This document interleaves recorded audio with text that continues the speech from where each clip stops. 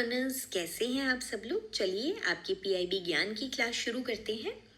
सबसे पहले RBI grade B के स्टूडेंट्स के लिए, या आप आईबीपीएस पीओ, आरबीआई आपका एसबीआई पीओ, किसी की भी आप प्रिपरेशन कर रहे हैं, आपके लिए बेस्ट कोर्स है beginner to banker course by bankers university.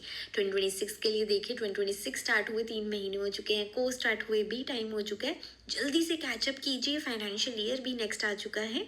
सो इसमें आपको basic to advanced video classes मिलेंगी, आपको पर्सनल गाइडेंस मिलेगी आशुतोष सर की, आपका सिलेबस कवर होगा, सारे स्टडी नोट्स, प्रैक्टिस मटेरियल मिलेगा आपको, डाउट क्लियरेंस भी आपकी होगी, मतलब सब कुछ एक कोर्स में। कोर्स को लेने का लिंक डिस्क्रिप्शन बॉक्स में है। चलिए अब प्राइस भी जान लेते हैं कि इतना सब कुछ मिल रहा है। इतना सब कुछ आपको स्टैंडर्ड वर्जन में मिलेगा, लेकिन सब कुछ ऑनलाइन रहेगा। So standard version is fully online. ये आपको 4899 रुपीज़ का पड़ेगा और ये डिस्काउंटेड प्राइस है आपका। देन प्रो वर्जन आपका सब कुछ ऑनलाइन तो रहेगा, प्लस आपको आरबीआई ग्रेड बी की फेज 2 की बुक्स होम डिलीवर्ड होंगी। एंड ये जो है आपका आफ्टर डिस्काउंट 8499 का है। जल्दी जाइए अपने वीडियो के डिस्क्रिप्शन के लिंक में और इसे लीजिए और पढ़ाई शुरू कीजिए। चलिए आपकी क्लास शुरू करते हैं। सबसे पहली न्यूज़ है governments borrowing plan for the first half of financial year 2026 and 27। तो देखिए बजट आया था ना, आपको याद होगा बजट आपका फेब में आया था। हम लोगों ने इसके जो भी बिगनर टू बैंकर कोर्स के बच्चे हैं, आपके लिए बजट के सारा आपका इकोनॉमिक सर्वे के सारे हाइलाइट्स हमने कोर्स में डाल दिए हैं, तो ज़रूर पढ़ लीजिएगा। एंड देखिए जो बजट आया था ना, उसमें आपके टारगेट्स दिए गए थे कि कितना सरकार बोरो करेगी सब कुछ। लेकिन अब जो टारगेट्स है ना, उससे थोड़ा डाउनवर्ड गई है सरकार। जो उन्होंने अब दिया है कि उनका क्या प्लान रहेगा फर्स्ट हाफ के लिए। सो जो एनुअली गवर्नमेंट है जो मार्केट बोरोइंग वो करेंगी, सो सरकार भी ना बहुत सारी देखो चीज़ें, अलग अलग टी बिल्स होते हैं, बहुत अलग अलग गवर्नमेंट सिक्योरिटीज इशू करते हैं। हम नेक्स्ट स्लाइड में समझेंगे क्या अलग अलग टाइप के होते हैं। तो उससे क्या होता है, वो मार्केट से बोरो करते हैं, क्योंकि सरकार के ना इतना एक्सपेंडिचर होता है। देखिए डेली के खर्चे होंगे, कैपिटल एक्सपेंडिचर होगा, केपेक्स हमने समझा था ना पिछली क्लास में। तो उन सबको कवर अप करने के लिए सरकार को पैसा चाहिए। अब देखो जो कमाई आ रही है टैक्सेस के थ्रू है, लेकिन वो पूरी नहीं पड़ती, बोरोइंग्स भी सरकार को करनी पड़ती है। सो जो ग्रॉस मार्केट बोरोइंग्स रहेंगी एनुअल, वो 16.09 लाख करोड़ की सरकार ने कहा है। तो बजट में 17.20 लाख की थी, पर अब उन्होंने कम कर दिया है इसे 16.09 लाख करोड़। तो ये अपने नोट्स में आप अपडेट कर लीजिएगा। देन जो फर्स्ट हाफ है उसका बोरिंग टारगेट, तो ये इसमें से 8.20 लाख करोड़ वो फर्स्ट हाफ में करेंगे, यानी कि 51% वो बोरो कर लेंगे। इसमें आपका जो है सॉवरन ग्रीन बॉन्ड्स को भी बहुत बड़ी अमाउंट अलॉट की गई है। सो इट्स 15,000 करोड़ रुपीज़ उसके थ्रू आपके रेज किए जाएंगे। तो जो भी देखो ग्रीन बॉन्ड्स के थ्रू रेज किया जाता है पैसा, वो आपके ग्रीन प्रोजेक्ट्स में ही लगाया जाता है, जिससे देखिए रिन्यूएबल एनर्जी हो गया, जिससे देखिए हमारे एनवायरनमेंट का फ़ायदा हो।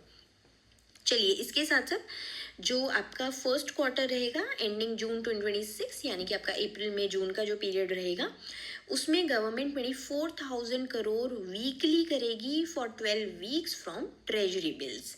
इसके साथ साथ लिक्विडिटी मैनेजमेंट देख लेते हैं कि लिक्विडिटी यानी कि उनका हर दिन प्रतिदिन पैसा रहे उनके हाथ में, उनकी लिक्विडिटी बनी रहे।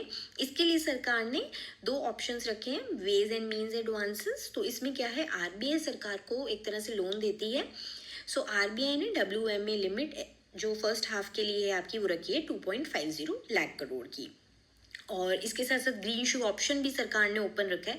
तो देखो ग्रीन शू ऑप्शन क्या होता है कि ना, जब भी सरकार कुछ भी इशू करती है, जैसे ट्रेजरी बिल्स इशू किए या गवर्नमेंट सिक्योरिटीज इशू की, तो उसमें ना लोग, मानो मैंने इशू कोई भी चीज़ 1000 यूनिट्स की है, पर मेरे पास डिमांड आ गई 1200 यूनिट्स की। अब क्या है, मैंने तो 1000 ही इशू किए हैं ना, तो वो जो 200 यूनिट्स एक्स्ट्रा है ना, या 200 यहाँ पे, तो चलो हम सब्सक्रिप्शंस की बात कर रहे हैं, ये मैं एग्जाम्पल के लिए आपको समझा रही हूँ। तो सरकार क्या है, वो रिटेन कर लेगी कि अगर मुझे और पैसों की ज़रूरत हुई तो वो जो 200 एक्स्ट्रा लोगों को चाहिए था ना, मैं फिर उन्हें इशू कर लूँगी। तो उससे ही हम क्या कहते हैं, ग्रीन शू ऑप्शन कहते हैं। तो सरकार ने कहा है कि हम एडिशनल सब्सक्रिप्शन का राइट टू एक्सेप्ट भी रखेंगे, कि कितने का वो एडिशनल सब्सक्रिप्शन एक्सेप्ट करेंगे, off up to 2,000 crore rupees against each security in the auction notifications, कि अगर उन्हें लगा डिमांड हाई है। चलिए इसके साथ साथ कुछ और इम्पॉर्टेंट फैक्ट्स जो आपको पता होने चाहिए। फिस्कल डेफिसिट का जो नेक्स्ट फाइनेंशियल ईयर के लिए टारगेट है वो 4.3% है। इसके साथ साथ देखिए जो भी नोटिफिकेशन आरबीआई जो है ना वही इशू करता है, जो गवर्नमेंट सिक्योरिटीज़ हैं, इशूअर है वो। तो वो क्या है, उन्होंने कहा है कि 5% ऑफ द नोटिफाइड अमाउंट जो हर ऑक्शन वो करेंगे उसका 5% रिटेल इन्वेस्टर्स यानी कि इंडिविजुअल्स, आपके और मेरे जैसे लोग जो छोटे छोटे अमाउंट में इन्वेस्ट करते हैं, उनके लिए रखा जाएगा। इसके साथ साथ जो 10 ईयर सिक्योरिटी है, यानी कि गवर्नमेंट जो आपके सिक्योरिटीज होती है ना, वो अलग अलग टाइम पीरियड्स के लिए इशू होती है।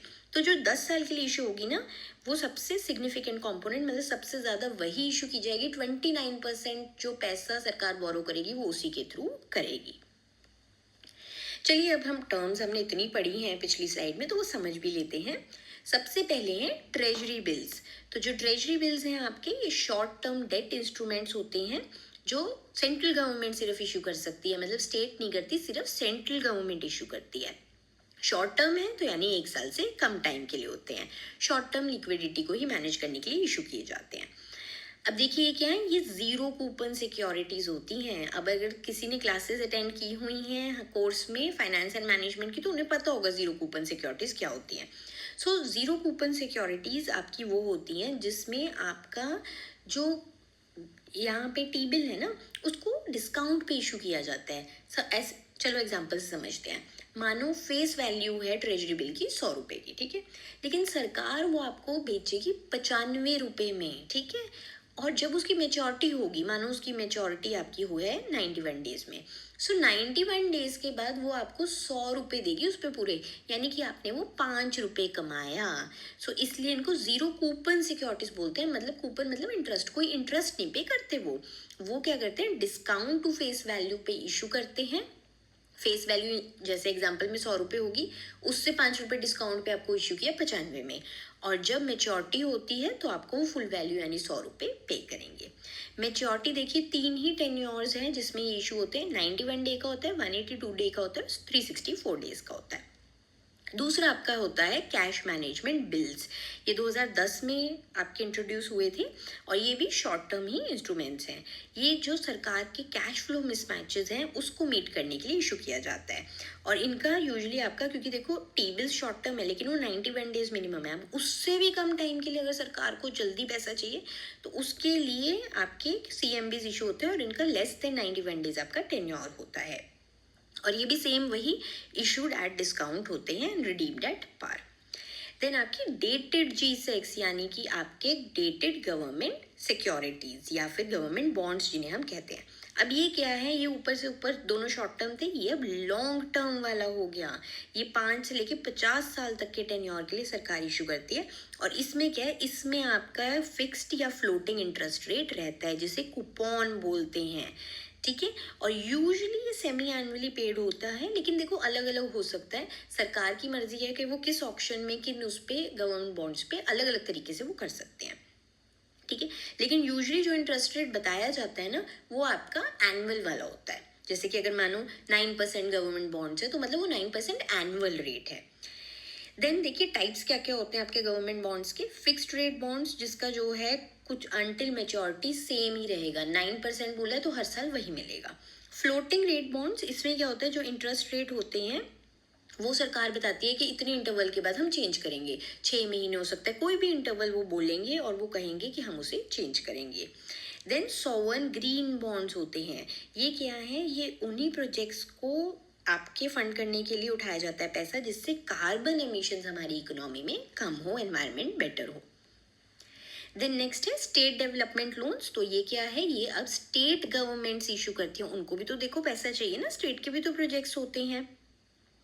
एंड इसमें क्या है, इनका भी लेकिन याद रखना, किसी भी स्टेट का इशुएंस जो होता है वो भी आरबीआई ही मैनेज करते हैं, वही ऑक्शन करते हैं।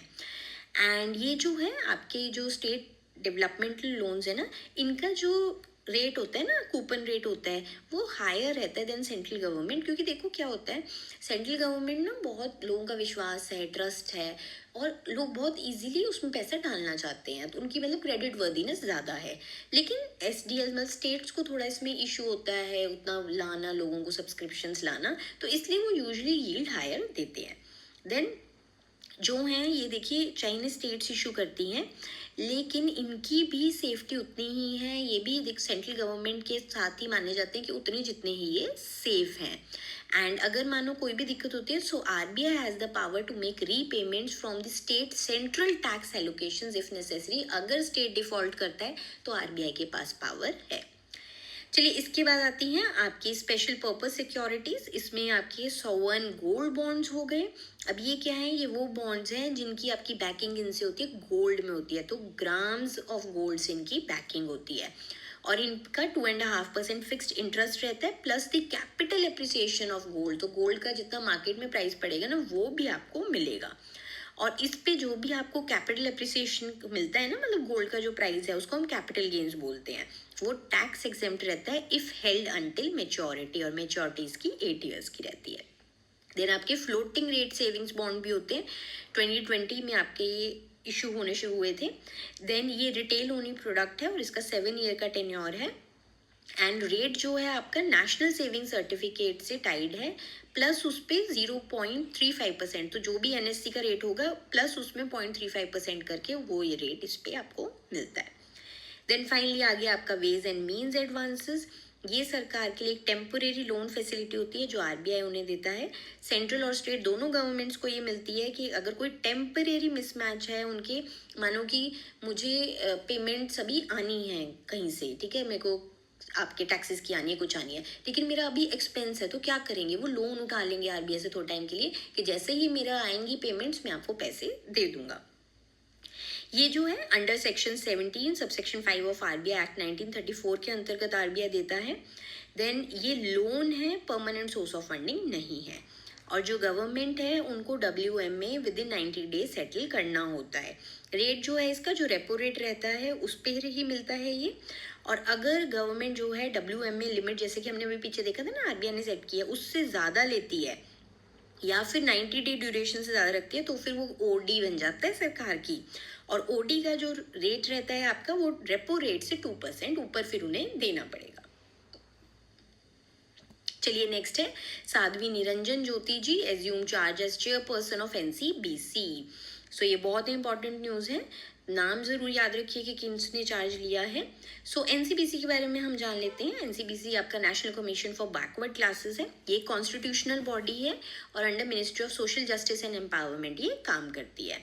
और देखिए इनका काम क्या है, protection, welfare and development of socially and educationally backward classes. तो ये जो है देखिए, पहले 1993 में ये जो थी आपकी एक स्टैट्यूटरी बॉडी बनी थी। स्टैट्यूटरी कब होती है बॉडी, मैंने आपको पहले भी बताया, जब उसका एक्ट पास होता है। सो एनसीबीसी एक्ट 1993 में पास हुआ था और उसके बाद ये आपकी बनी थी। और ये एक्ट क्यों पास हुआ था, एक इंदिरा साहनी केस है, देखिए फेमस, सुप्रीम कोर्ट की डायरेक्शन आई थी उस केस में कि ऐसी आपको एक बॉडी बनानी है, सरकार को कहा था। तो उसके बाद क्या हुआ, 2018 में इसे कॉन्स्टिट्यूशनल स्टेटस मिल गया। सो 102nd कॉन्स्टिट्यूशनल अमेंडमेंट एक्ट पास हुआ और जिसने आर्टिकल 338B इंसर्ट किया इंडियन कॉन्स्टिट्यूशन में हमारे, और ये फिर एक कॉन्स्टिट्यूशनल बॉडी बन गई। चलिए इसका कॉम्पोजिशन देख लेते हैं क्या है। सो 5 मेंबर्स होते हैं इस कमीशन में, जिसे प्रेसिडेंट ऑफ इंडिया अपॉइंट करते हैं, एंड जिसमें चेयरपर्सन रहेंगी और वो ही साध्वी निरंजन ज्योति जी बनी है, वाइस चेयरपर्सन और 3 अदर मेंबर्स। और इसमें से याद रखना किरण उमेश महाले, हमने ये न्यूज़ अभी कुछ दिन पहले कवर की थी, वो अभी मेंबर बनी है। देन जो टेन्योर रहता है वो 3 इयर्स का रहता है, एंड जो है कंडीशन ऑफ सर्विस है उसे president of India time to time determine करते हैं। चलिए पावर्स और फंक्शंस देख लेते हैं। तो जैसे देखो, हम लोग अब इतने टाइम से सारे कमीशंस कवर कर रही हैं ना, उन्हीं की तरह ही इनके सारे फंक्शंस रहते हैं।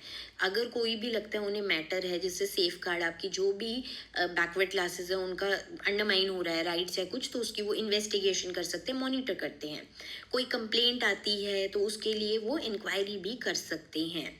देन इसके साथ साथ उनके लिए डेवलपमेंट के लिए तो जो भी देखिए सरकार स्कीम्स लाएगी उसको तो पूरा देखना कि हाँ और क्या ज़रूरत है, सरकार उनसे पूरी देखिए लेती भी है, उनका रिव्यू भी लेती है।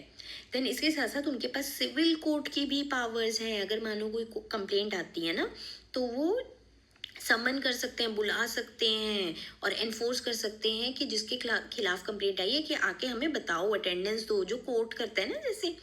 Then discovery and production of documents भी वो बोल सकते हैं कि हाँ हमें दीजिए एविडेंस कि क्या है, क्या क्यों आपने ऐसा बोला, कि क्या कंप्लेंट क्यों आई है, मैटर क्या है। चलिए अब हम आर्टिकल्स देख लेते हैं, आपको क्या क्या याद रखने यहाँ पे जरूरी है। 338B ये स्ट्रक्चर ड्यूटी पावर्स बताता है एनसीबीसी की। देन आपका 342A है, ये क्या है, ये एम्पावर करता है the president of India to specify the list of SCBCs for each state and UT. And then article 366 ये डिफाइन करता है socially and educationally backward classes को। चलिए नेक्स्ट है periodic labour survey annual report, आपकी ministry of statistics and programme implementation ने निकाल दिया। ये जनवरी से लेकर दिसंबर 2025 तक की रिपोर्ट है, बहुत इंपॉर्टेंट रिपोर्ट है। सो एम्प्लॉयमेंट का स्टेटस देख लेते हैं इस पूरे 1 ईयर में क्या रहा है। सबसे पहले आपका लेबर फोर्स पार्टिसिपेशन रेट, तो ये वो रेट होता है कि कितने लोग हैं जो काम कर रहे हैं या काम ढूंढ रहे हैं। सो टोटल 59.30% हैं आपके। अगर हम पूरी पॉपुलेशन देखें उसमें से इतने लोग हैं जो काम करना चाहते हैं या काम कर रहे हैं। देन रूरल में ये नंबर आप देख रहे हो हायर है then urban. Then worker population ratio WPR, इसमें क्या है, ये वो लोग हो गए कि किनको एक्चुअली में काम मिला हुआ है। सो 57.70% ये आपका टोटल है फॉर 1 ईयर। एंड इसी में भी आप देखोगे रूरल का हायर है, अर्बन का तो काफ़ी 49.60 है, मतलब काफ़ी अर्बन में आपके लोग हैं जिनको काम अभी भी सीख कर रहे हैं, नहीं मिला। एंड सेम रूरल में भी आप देखोगे कि फ़र्क उतना ही है। देन अनएम्प्लॉयमेंट रेट हमारा 3.20% रहा है ईयरली, काफ़ी लोअर है, पर देखो और भी लोअर होना चाहिए, क्यों लोग अनएम्प्लॉयड रहें। और सेम ये हम देख रहे हैं कि अर्बन में आपके हायर चल रहा है, क्योंकि देखो रूरल में क्या होता है, रूरल में ना तब भी एग्रीकल्चर सेक्टर में काफ़ी लोग एम्प्लॉयड होते हैं। सो जो डेटा है 2024 के हिसाब से स्टेबिलिटी ही दिखाई है, वही रहा है, ज़्यादा आपके मेजर चेंजेस नहीं देखे गए हैं। और हम देख रहे हैं कि रूरल ने काफ़ी अच्छा परफॉर्म किया है and as compare to your urban. Then इसमें female labour force participation rate भी हम देख लेते हैं। ओवरऑल जो आपका रहा है ये 40% रहा है। सो 15+, ये एक बार याद रखना कि जब भी हम लेबर फोर्स का कुछ भी देखते हैं तो ये 15 साल से ऊपर के लोगों का हम देखते हैं। सो रूरल फीमेल जो आपका रेट रहा है पार्टिसिपेशन रेट, वो है 45.9%। अगेन इसमें भी आपकी रूरल सेक्टर ही लीड कर रहा है। और इसके साथ साथ आपकी जो अर्निंग्स हैं for self employed females, it grew by 88.8%। So sectoral shift भी हम लोग देख लेते हैं। अब यहाँ पे रिपोर्ट में आपके सेक्टर शिफ्ट भी बात हुई है। सो एग्रीकल्चर जो है ये लार्जेस्ट एम्प्लॉयर है, पता ही लग रहा है जब रूरल में इतना देखो रेट अच्छा है, तो यानी कि रूरल में क्या एग्रीकल्चर ही आपका एम्प्लॉयर सबसे बिगेस्ट होता है, वही अभी भी हमारा लार्जेस्ट एम्प्लॉयर है। लेकिन शेयर डिक्लाइन हो रहा है धीरे धीरे। 24 में ये 44.8% था, 2025 में 43%। मिनिमल देखिए बहुत डिक्लाइन है, पर फिर भी हो रहा है। मैन्युफैक्चरिंग में ग्रोथ दिखी है, मैन्युफैक्चरिंग में आपका शेयर बढ़ रहा है लेबर फोर्स पार्टिसिपेशन का, 12.1% से इंक्रीज हुआ है, बहुत अच्छा इंक्रीज है ये। एंड रेगुलर वेज और सैलरीड लोग जो हैं, सो देखिए कि क्वालिटी ऑफ लाइफ इंडिकेटर भी है, ये नहीं है कि मैं आज जा रही हूँ मुझे काम मिल रहा है नहीं मिल रहा है। यहाँ पे रेगुलर जो लोग हैं जिनकी रेगुलर आएगी सैलरीड जॉब्स में है, उनका भी नंबर 23.6% से बढ़ा है। चलिए नेक्स्ट है आयंस मैरीटाइम एक्सरसाइज, आपकी TTX 2026 हेल्ड हुई है कहाँ पे, साउदर्न नेवल कमांड कोची में। सो जो एक्सरसाइज है आपकी बेसिकली TTX का मतलब है टेबल टॉप एक्सरसाइज होती है। इसमें आपकी ड्रिल्स होती हैं बहुत अलग अलग तरह की, स्ट्रैटेजिक प्लानिंग एंड कोऑर्डिनेशन होता है, काफ़ी सिमुलेटेड। और ये बात याद रखना ये सब सिमुलेटेड एनवायरनमेंट में होता है, मतलब वो एक एनवायरनमेंट बनाते हैं ऐसा कि ये सिचुएशन हो गई तो हमें कैसे करना है। इसमें 12 आयन मेंबर नेशंस ने देखिए पार्टिसिपेट किया है। एंड जो एक्सरसाइज है देखिए बहुत इंडिया के लिए ज़रूरी थी इस टाइम, क्योंकि आपको याद होगा हमने न्यूज़ की थी कि आयंस की चेयरमैनशिप इस टाइम आपकी 26 से 28 साइकिल के लिए इंडिया के पास है। चलिए आयंस के बारे में भी हम थोड़ा जान लेते हैं। पहले की क्लासेस में भी हमने कवर किया है, तो लेकिन अगर किसी ने नहीं किया है तो आप अब समझ लीजिए, किसी ने किया है तो आप रिवीजन कर लीजिए, कोई नई इन्फॉर्मेशन लगती है तो अपने नोट्स में अपडेट कर लेना। तो आयंस एक वॉलेंट्री इनिशिएटिव है, मतलब अपनी मर्जी से कंट्रीज आके इसमें मेंबर बनती हैं। और ये किनका है, ये बेसिकली नेवीज के बीच में है, of the littoral states of Indian Ocean region. So ये इंडियन नेवी ने लॉन्च किया था 2008 में।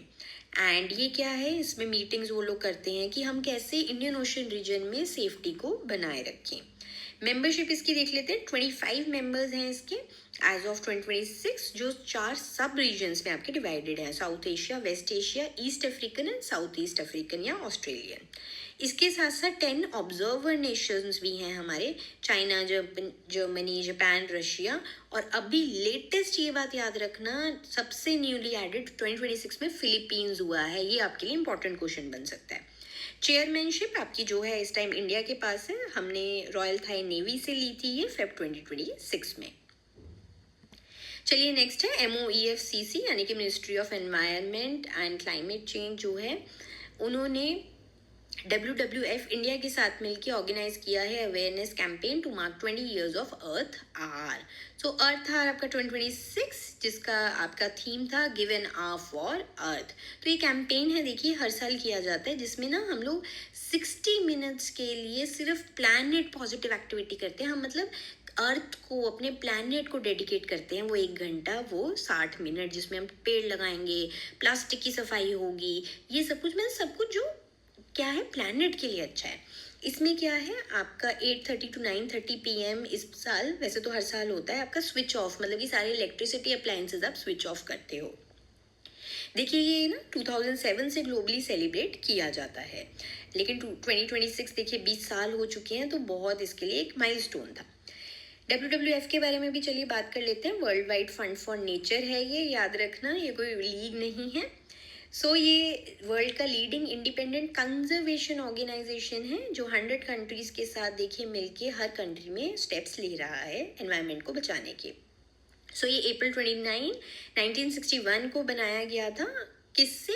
मॉर्जिस मैनिफेस्टो आपका साइन हुआ था। इसका हेडक्वार्टर है ग्लैंड, स्विट्जरलैंड में, और लोगो है इनका एक जाइंट पांडा जो चीची से इंस्पायर्ड है, which is a panda at London zoo in 1961 में हुआ करता था। इनका मिशन क्या है कि ह्यूमंस जो है ना हार्मनी में रहे नेचर के साथ, कि हम उसको भी देख के चलें। हमें इसके लिए बायोलॉजिकल डाइवर्सिटी को बचाना ज़रूरी है, सारे अपने नेचुरल रिसोर्सेज को सस्टेनेबली यूज़ करना है, पॉल्यूशन कम करना है, तभी हम एनवायरनमेंट को बचा पाएंगे।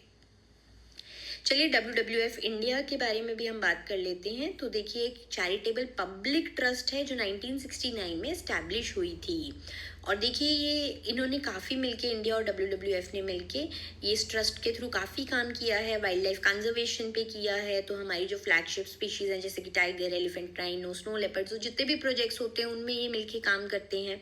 क्लाइमेट चेंज, एनर्जी, वाटर इसके लिए कर रहे हैं। इसके साथ साथ EIACP यानी environmental information awareness capacity building and livelihood programme जो है वो भी इन्होंने मिलके लॉन्च किया है। देन लिविंग प्लैनेट रिपोर्ट है जो WWF पब्लिश करता है every 2 years, tracking the health of the planet and decline of wild life population globally. चलिए नेक्स्ट है पेमेंट्स विजन 2028 बाय RBI। तो बहुत इंपॉर्टेंट है आपके लिए डॉक्यूमेंट। RBI ने अनवील किया है पेमेंट्स विजन 2028, और इसका टाइटल है शेपिंग इंडियाज पेमेंट फ्रंटियर। तो देखिए इससे पहले ना जो पिछला पेमेंट विजन था 4 E's उसमें दिए थे RBI ने, जिसमें एवरीवन, एवरीवेयर, एवरी टाइम, उसी पे कहीं ना कहीं आगे उन्होंने ये रोड मैप बनाया है जो 2026 से 2028 के लिए वो फॉलो करेंगे। इसमें क्या है, वो कंज्यूमर के ट्रस्ट को और बढ़ाना चाहते हैं। चलिए पिलर्स देख लेते हैं इस विजन के। तो 15 की इनिशिएटिव्स रहेंगे जो 4 स्ट्रैटेजिक गोल्स में उन्होंने डिवाइड किए हैं, जिसमें यूज़र एम्पावरमेंट किया जाएगा, जो कॉमन लोग हैं उनको ज़्यादा कंट्रोल दिया जाएगा उनके पेमेंट से related, security and fraud prevention, ये तो देखो बहुत ज़रूरी है ना।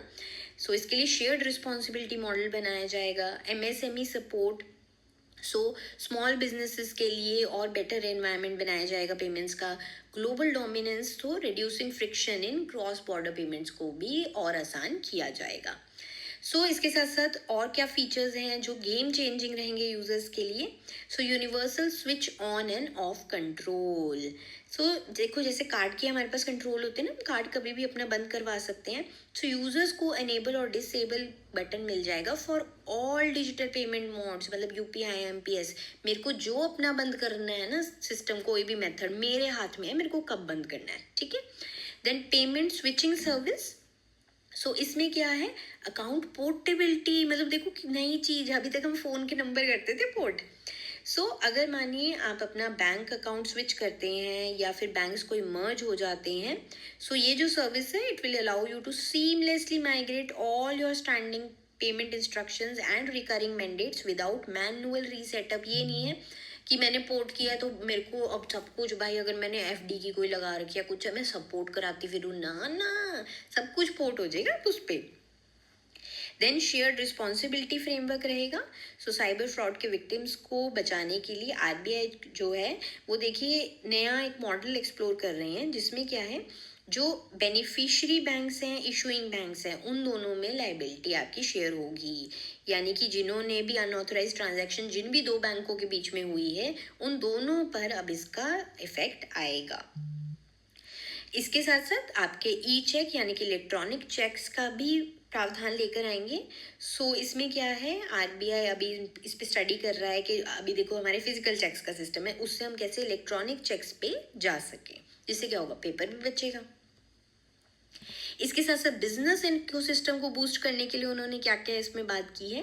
Trades interoperability. ट्रेड्स क्या है, ट्रेड्स ना ट्रेड रिसीवेबल डिस्काउंटिंग सिस्टम है एक। ये सिस्टम, इसके थ्रू क्या होता है कि कोई भी ना बिल्स होते हैं, मानो मेरा बिजनेस है, ठीक है, और मैंने उधार पे अपने कस्टमर को सामान दे रखा है। अब क्या है, मानो मैंने उधार 90 दिन का दिया है, अब मैंने 90 दिन का दे दिया, वो मेरे क्या बन गए, वो मेरे रिसीवेबल्स बन जाते हैं, ट्रेड रिसीवेबल्स। अब मुझे 30 दिन के बाद पैसों की जरूरत पड़ेगी, ठीक है, अब मैंने तो उसे 90 दिन का टाइम दिया लिखित में, मानो मैंने पूरा बिल बनाया हुआ है। अब मैं क्या है, मैं इस ट्रेड सिस्टम पे जाऊंगी, वो बिल अपना अपलोड करूंगी, मानो मैंने उससे 10,000 लेने थे। अब मुझे 30 दिन बाद मैं क्या करूंगी, जो सिस्टम होगा उसमें जो भी बैंक्स का होगा कि इतना डिस्काउंट करके मानो 10,000 में से मुझे 500 रुपये काट के 9500 बैंक दे देगी, 9,500। तो उस टाइम क्या होगा, मेरा काम चल गया, मुझे पैसों की ज़रूरत थी। अब 90 दिन के बाद जो वो मेरा कस्टमर है वो उस बैंक को पे करेगा जिनके थ्रू मैंने ट्रेड्स में ये डिस्काउंट अपना बिल करवाया था, और वो पेमेंट पूरी 10,000 की करेगा। बैंक ने मुझे 9500 दिए तो बैंक ने वो 500 रुपये इसमें कमाए। तो ऐसे ही आपका सिस्टम काम करता है। फुल इंटीग्रेशन की जाएगी ट्रेड्स की across all platforms to ensure MSMEs अपने इन्वॉइसेस को कहीं पे भी डिस्काउंट करा सकें बहुत आराम से, और कॉम्पिटेटिव रेट्स भी रहें कि उन्हें ज़्यादा फ़ायदा हो सके। Then small payment system providers. RBI जो है अब नया ही बिल्कुल क्लास लेके आ रही है, small players under a perpetual regulatory sandbox. तो क्या है कि मानो जो छोटे छोटे प्लेयर्स होते हैं ना, सिस्टम पर कुछ भी होते हैं पेमेंट प्रोवाइडर्स, उनको ना पूरा रेगुलेटरी ओवरसाइट में आने से पहले वो छोटा सा स्केल पे काम करने देगी आरबीआई। जिससे क्या होगा, क्योंकि देखो एकदम से अगर वो पूरी ओवरसाइट में आ जाते हैं ना, उनके लिए इतने कंप्लायंसेस बढ़ जाते हैं, वो अपना बिजनेस चलाएंगे कि ये करेंगे, तो उसके लिए भी आरबीआई ने स्टेप्स लिए हैं। देन यूनिफॉर्म मतलब वो लेंगे।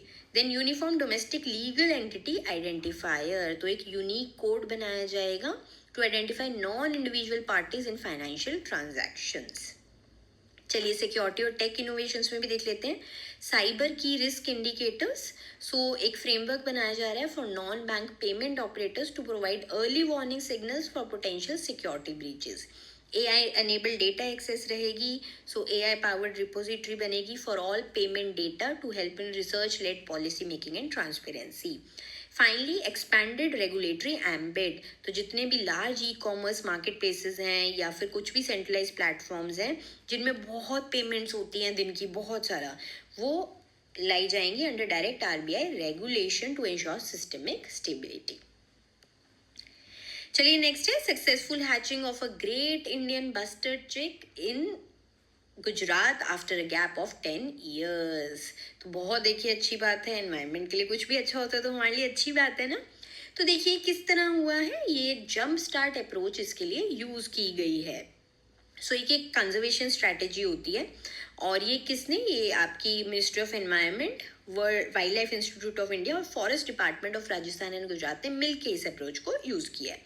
अब इसमें क्या हुआ था, देखो कच्छ में ना कोई भी मेल आपका ग्रेट इंडियन बस्टर्ड नहीं बचा था, और जो फीमेल बस्टर्ड्स थी वो इनफर्टाइल एग्स इसलिए लेके जा रही थी।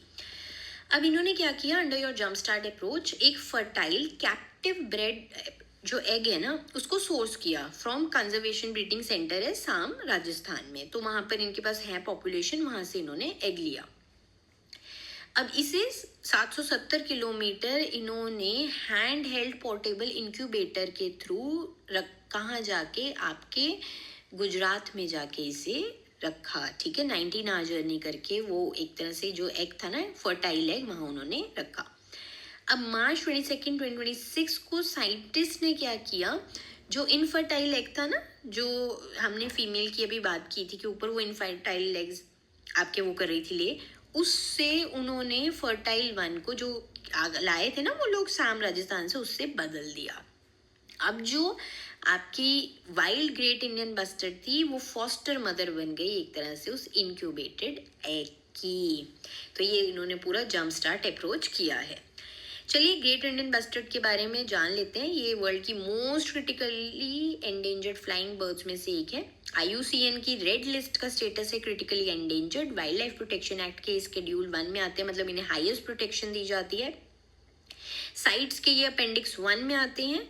Wild population less than 150 birds पर बच गई हैं जो राजस्थान में पाई जाती हैं। कैप्टिव में 73 बर्ड्स हैं साम और राम देवरा ब्रीडिंग सेंटर्स में। सो 73 बर्ड्स में से ही किसी का ये फर्टाइल एग था जो इन्होंने यूज किया है। चलिए नेक्स्ट है delivery of 3 major frontline warships to the Indian navy by Garden Reach shipbuilders and engineers Kolkata. तो 3 मेजर हम ये देख लेते हैं, इन्होंने एक दिन में दिए ये। सो INS दुनागिरी दी है। सो ये क्या है, ये जो साथ ना स्टेल्थ फ्रिगेट्स मिलनी है। Stealth frigates basically stealth technology वो होती है जिसमें ना बहुत अच्छी तरह जो आपकी शिप्स होती है, कुछ भी होता है, ये छुपा पाती है अपने आप को। इनकी बड़ी अच्छी टेक्नोलॉजी होती है, इनको रडार वगैरह भी इजीली पकड़ नहीं पाते। देन ये 4th है और इस प्रोजेक्ट में टोटल आपकी 7 दिए जाएंगे बाय GRSC और ये आपका टोटल इस प्रोजेक्ट का नाम है प्रोजेक्ट 17A। तो इसमें ब्रह्मोस मिसाइल भी आपकी है, एसा रेडर भी लगा है।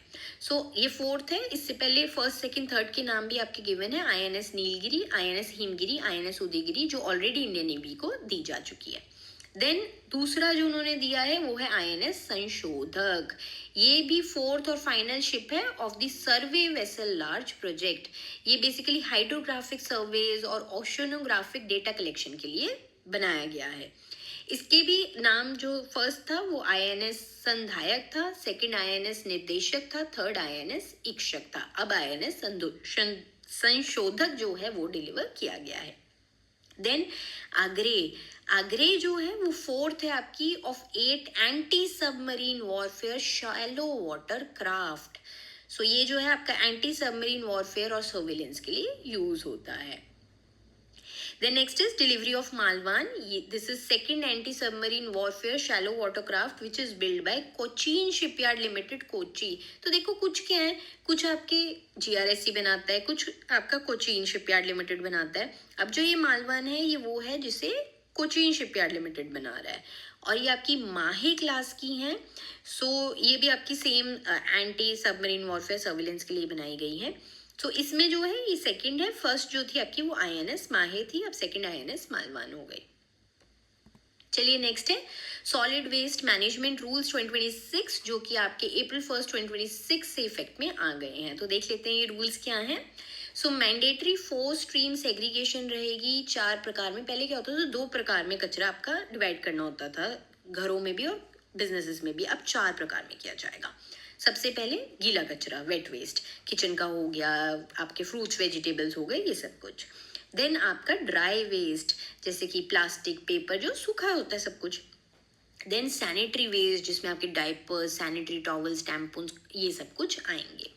देन स्पेशल केयर वेस्ट यानी कि जिसमें आपके पेंट कैंस, बल्ब्स जो कि हैजार्डस हो सकते हैं, मर्करी थर्मोमीटर्स, ये सब आएगा। तो अब ये 4 तरह की सेग्रीगेशंस की जाएगी क्योंकि देखो हर किसी को अलग अलग तरह से ट्रीट करना जरूरी है। Then redefining bulk waste generators.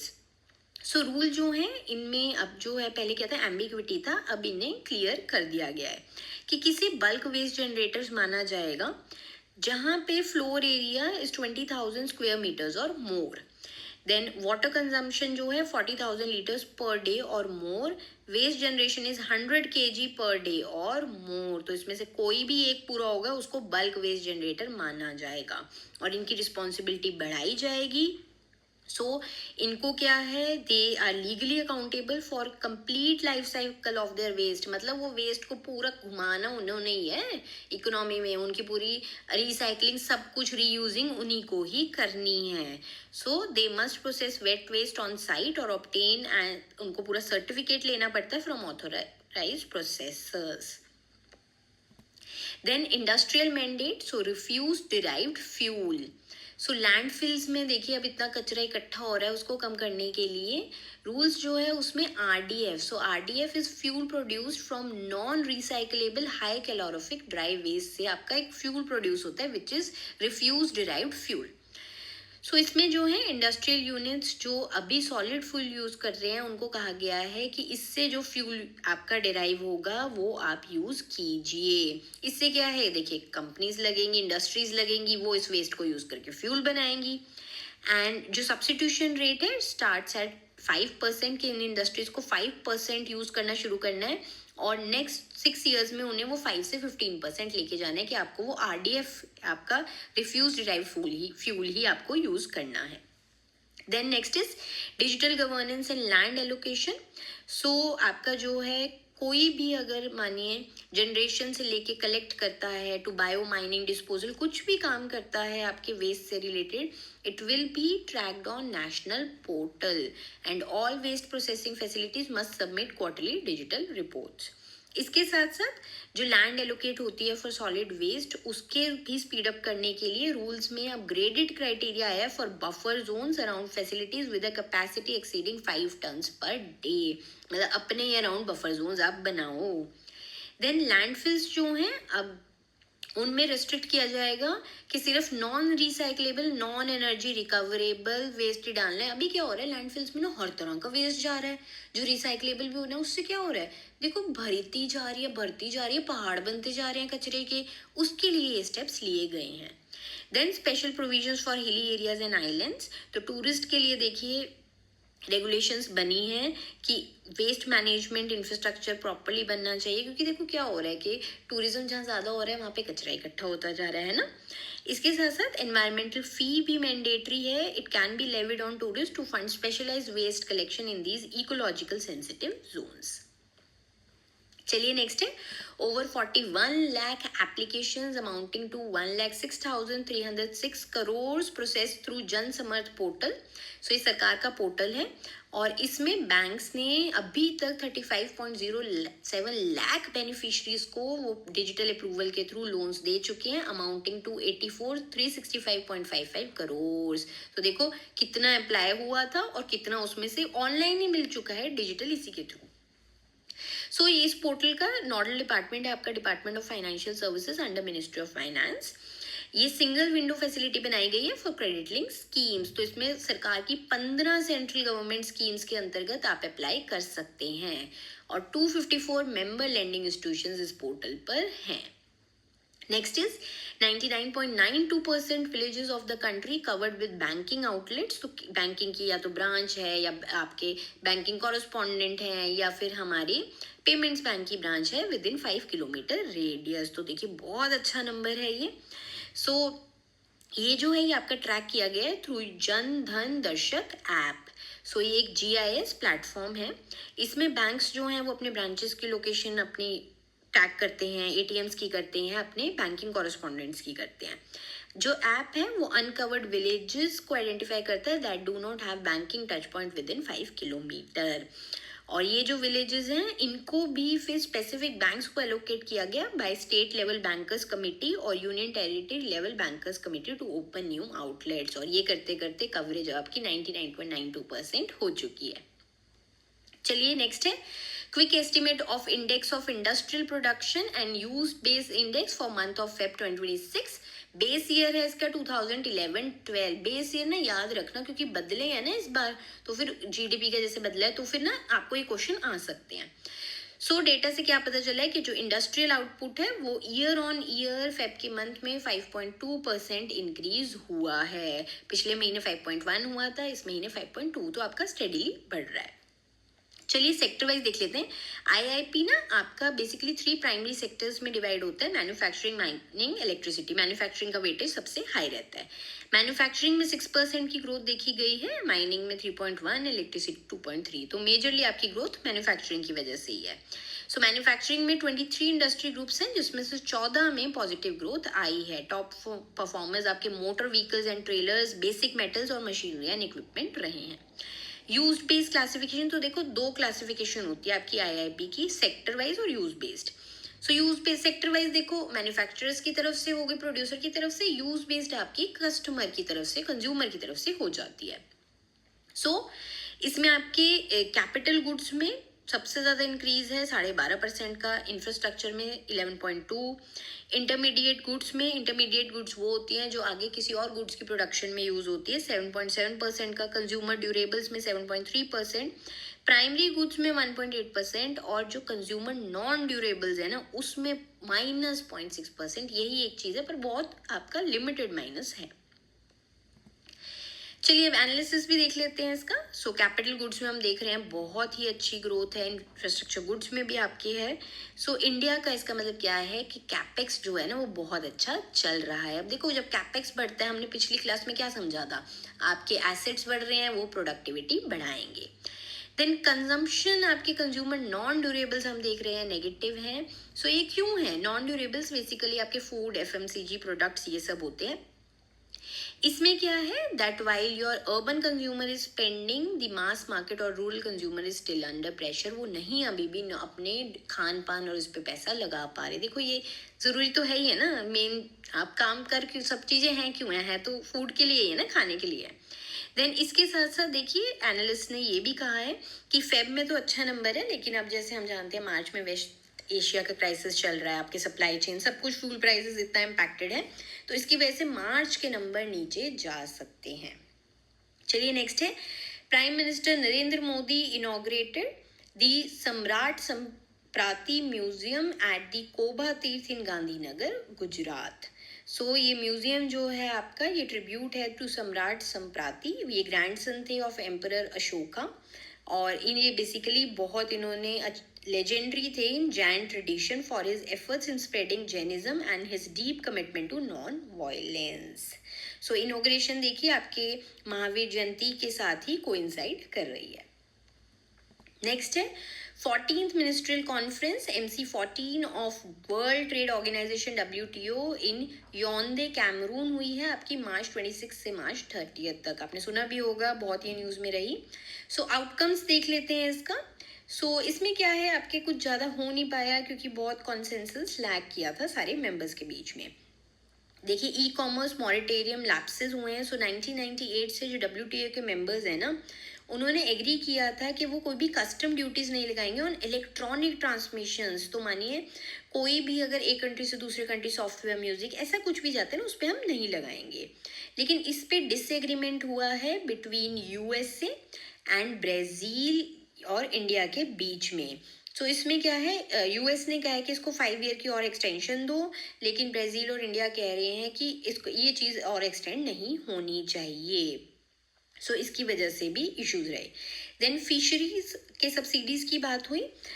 इसमें क्या है आपका, अभी नेगोशिएशंस ही चल रहे हैं और इस बार भी नेगोशिएशंस हो नहीं पाए। फेज 2 के में चले गए हैं नेगोशिएशंस इस वाली मीटिंग में आपके।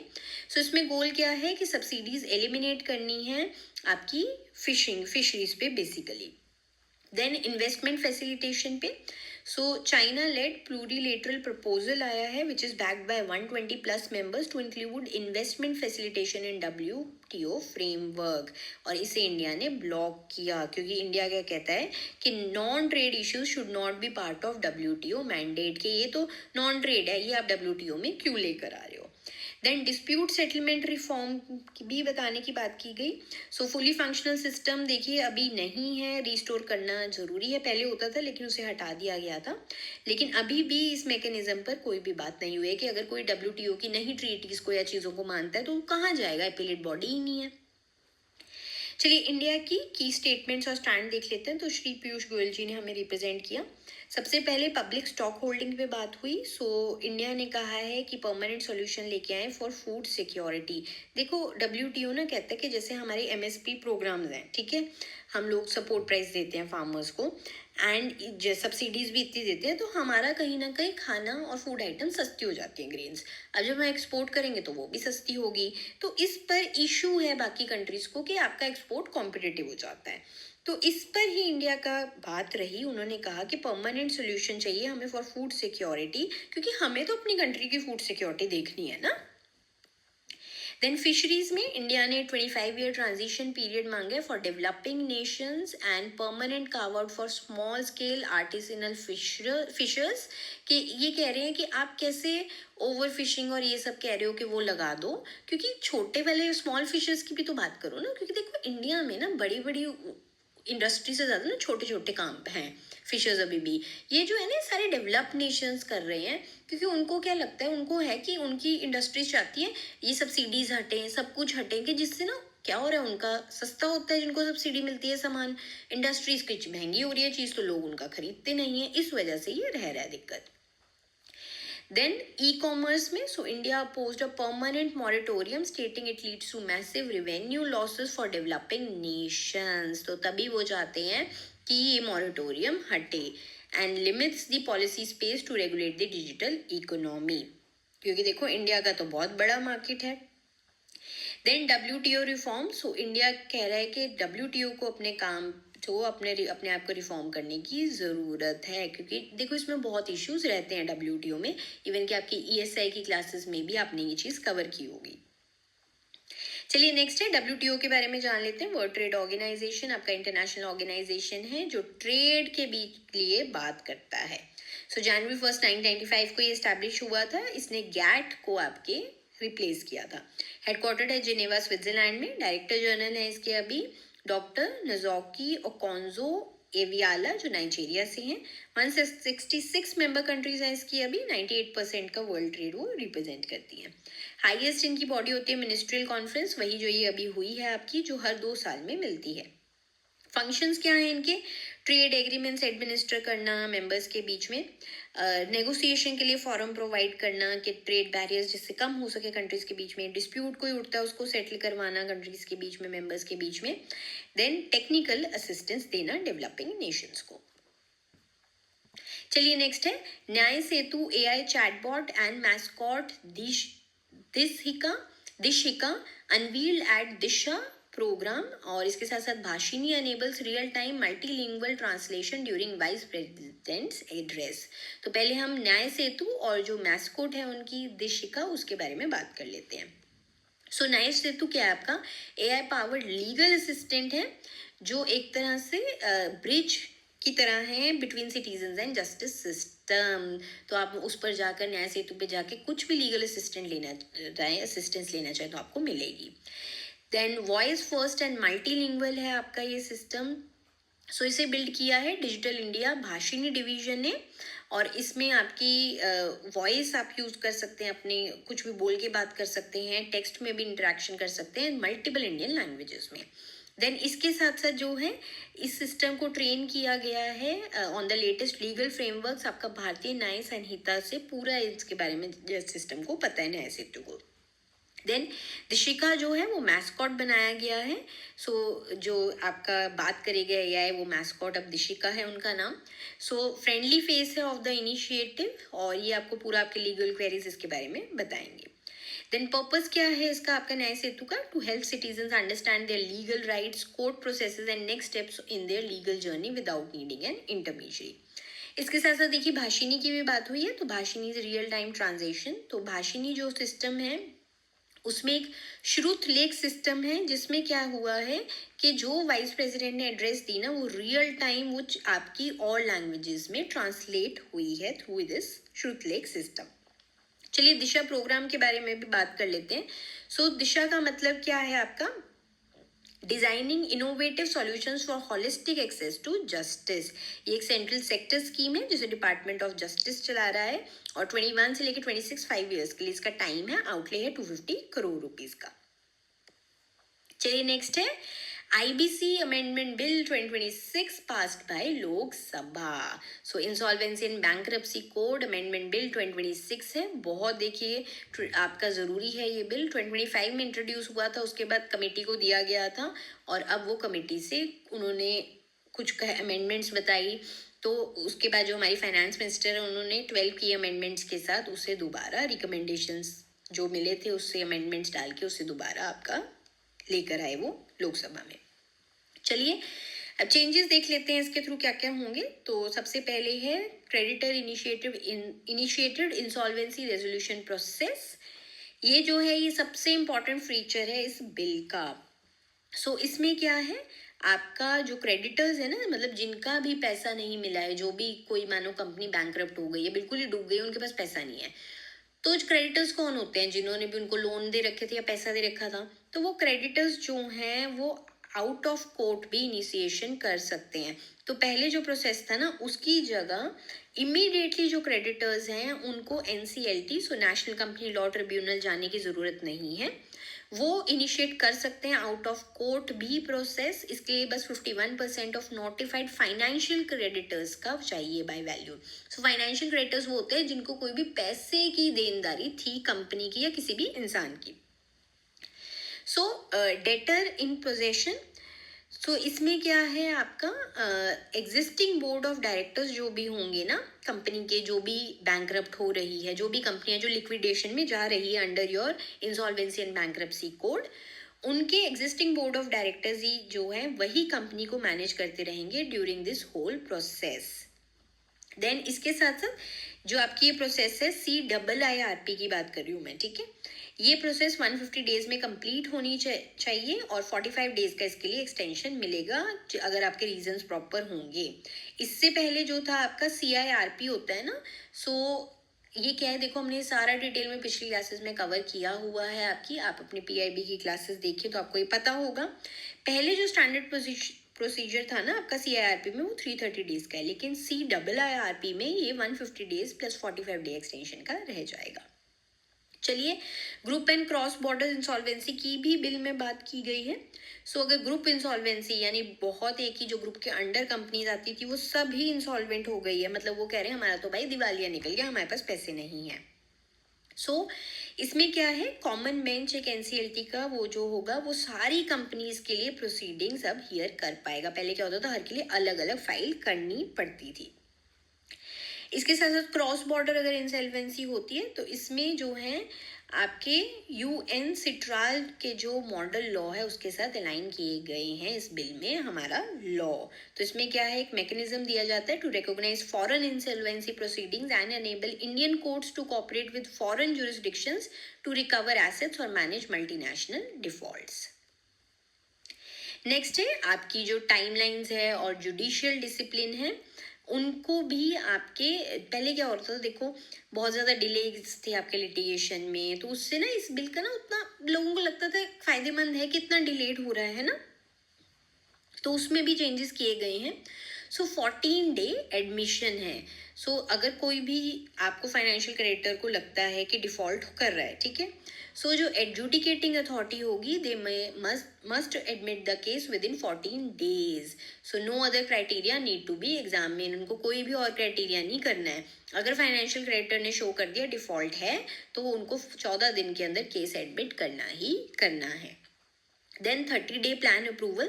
सो जो आपके एडजुडिकेटिंग अथॉरिटी होगी दे मस्ट अप्रूव और reject a submitted resolution plan within 30 days of receipt. तो ये आपका प्रोसेस CIRP के अंतर्गत होता है जिसमें पूरा लीगली मूव होगा ये प्रोसेस, ठीक है. देन उसके बाद उन्हें 30 डेज में अपना पूरा रेजोल्यूशन प्लान देना है. Then 3 month appeal disposal. तो आपका जो NCLAT है यानी कि national company law appellate tribunal है, they are now legally bound to dispose of IBC related appeals within 3 months. चलिए इसके साथ साथ जो बिल है उसमें प्राइस फॉर डिले भी आया है to prevent abuse of any judicial process. So new penalties लगाई जाएंगी. फाइन लगेंगे 1 लाख से 2 करोड़ के बीच में ऑन पर्सन और एंटिटीज इनिशिएटिंग फ्रिवोलस और vexatious proceedings intended solely to stall the resolution. तो अगर कोई भी ऐसा करता है ना तो उस पर फाइन लगाया जाएगा. देन और स्ट्रक्चरल चेंजेस क्या हैं? Clean slate principal. सो जब भी रेजोल्यूशन प्लान आपका, देखो जब भी मेजॉरिटी ऑफ फाइनेंशियल क्रेडिटर्स आपका रेजोल्यूशन प्लान पास कर देते हैं तो वो पास हो जाता है, ठीक है। ये पूरा आपका CIRP प्रोसेस के अंतर्गत होता है। सो जितने भी पास्ट क्लेम्स थे which are not covered in the plan, they are extinguished, so the company starts with a clean slate. Then इसमें क्या है आपका अवॉइडेंस ट्रांजैक्शन। सो जो look back period for reviewing suspicious और fraudulent transactions has been widened and is now calculated from the initiation date rather than the admission date. तो पहले admission date से check होता था, वो इनिशिएशन डेट से check होगा कि जिस दिन फाइनेंशियल क्रेडिटर ने इनिशिएट कर दिया। देन स्टैट्यूटरी ड्यूज जो हैं, सो जो गवर्नमेंट ड्यूज होते हैं उनको सिक्योर्ड क्रेडिटर्स का नहीं, कि अगर मानो कोई सरकार सेंटर या स्टेट का ही कोई टैक्स ही नहीं पे किया तो उनको सिक्योर्ड क्रेडिटर्स का ऑटोमेटिकली स्टेटस नहीं मिल जाएगा unless a specific security interest is created by agreement. चलिए ये क्लास आपकी यहीं तक थी। इसके साथ हम लोग मार्च के हम लोगों ने कवर कर लिए हैं आपके जो आपका PIB के सारे न्यूज़ थे, करंट अफेयर्स थे। और फिर से मैं आपको दोहराना चाहूँगी, RBI ग्रेड B के स्टूडेंट्स के लिए, SBI PO के लिए, IBPS PO के लिए बेस्ट कोर्स है बिगनर टू बैंकर कोर्स। इसको लेने का आपका डिस्क्रिप्शन में लिंक गिवन है, जल्दी जाइए पढ़ाई शुरू कीजिए। 2 वर्जन्स में अवेलेबल है, standard and pro. Standard version जो आपका है वो सारा ऑनलाइन रहता है, 4899 में अवेलेबल है। प्रो वर्जन आपका ऑनलाइन रहता है, प्लस आपको RBI ग्रेड B की फेज 2 की बुक्स फिजिकली डिलीवर्ड होती हैं घर पे। सो 8499 रुपीज़ का वो रहता है। और अगर आपको कोई क्वेरी है, आप कुछ और जानकारी चाहते हैं, तो आपके स्क्रीन पे व्हाट्सएप नंबर गिवन है, आप इस पर मैसेज कीजिए और बेझिझक अपनी क्वेरी को पूछिए।